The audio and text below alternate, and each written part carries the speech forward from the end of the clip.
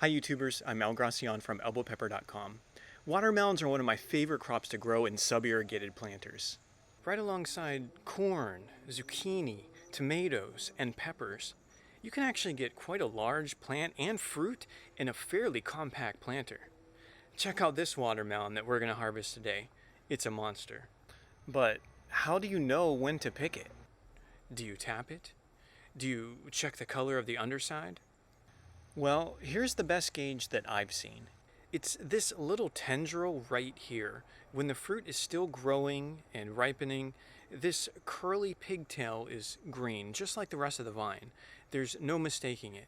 It's this one, right alongside where the fruit connects.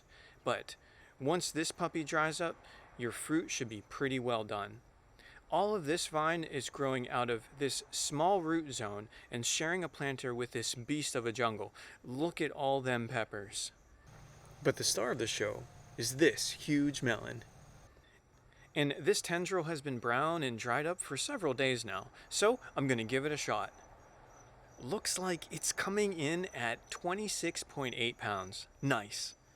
Now for the moment of truth. Let's cut into this bad boy. This is my favorite variety, sangria.